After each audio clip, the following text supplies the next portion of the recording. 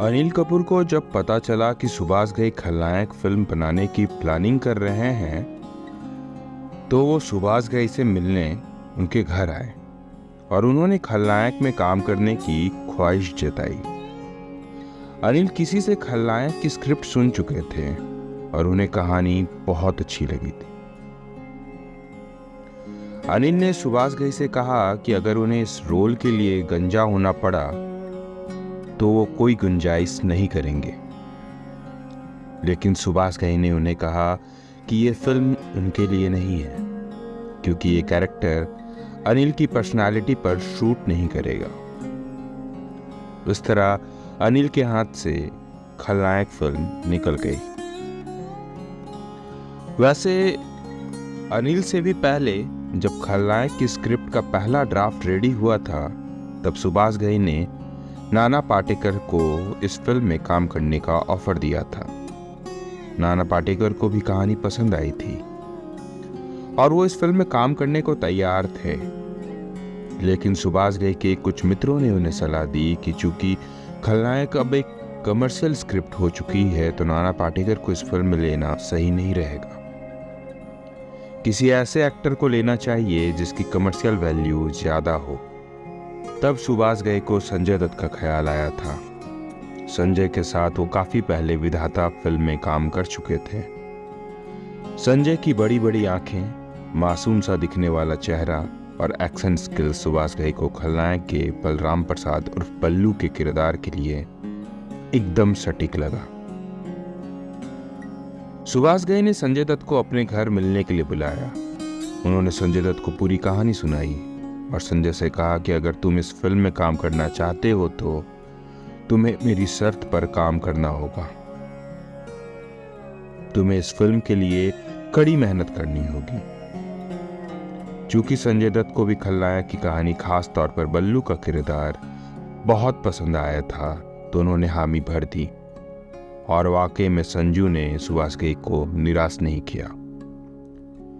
जी, मेरा नाम है निक्षय मौर्य और आप सुन रहे हैं stardom chronicles with your story teller Nikshay Maurya. आज खलनायक फिल्म को 31 साल हो गए। 6 अगस्त 1993 के दिन खलनायक रिलीज हुई थी। तकरीबन 2.5 करोड़ रुपए के बजट में बनी खलनायक ने 12.5 करोड़ रुपए का नेट कलेक्शन किया था और सुपर हिट साबित हुई थी। उस साल कमाई के मामले में खलनायक दूसरे नंबर पर रही थी, जबकि उस साल पहले नंबर पर थी गोविंदा और चंकी पांडे की आंखें, जिसने तकरीबन 6 करोड़ रुपए के बजट में 14 करोड़ रुपए का नेट कलेक्शन किया था।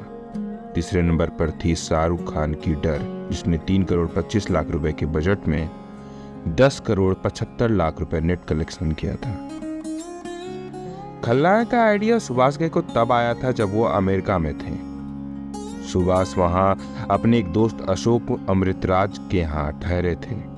अशोक अमृतराज किसी जमाने में भारत के नामी टेनिस प्लेयर हुआ करते थे। बाद में वो हॉलीवुड फिल्मों में प्रोड्यूसर बन गए। अशोक अमृतराज ने सुभाष घई से कहा कि क्यों न तुम एक फिल्म यहाँ बनाओ। तब सुभाष घई ने उन्हें खलनायक का आइडिया सुनाया, जो कि कुछ ही दिन पहले अमेरिका में रहने के दौरान ही उनके दिमाग में आया था। अशोक अमृतराज को वो आइडिया पसंद आया।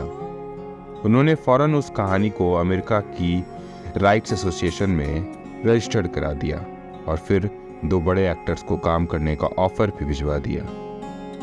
खलनायक में संजय दत्त ने जो किरदार निभाया है वो पहले हॉलीवुड एक्टर एडी मर्फी को ऑफर किया गया था, जबकि जैकी श्रॉफ वाले रोल में तब ओमर शरीफ को लेने की प्लानिंग की गई थी। उस वक्त फिल्म का टाइटल था बी नेगेटिव। एडी मर्फी और ओमर शरीफ दोनों को ही कहानी पसंद आई थी। सुभाष घई ने हॉलीवुड के राइट्स के साथ स्क्रीन प्ले पर काम भी शुरू कर दिया था।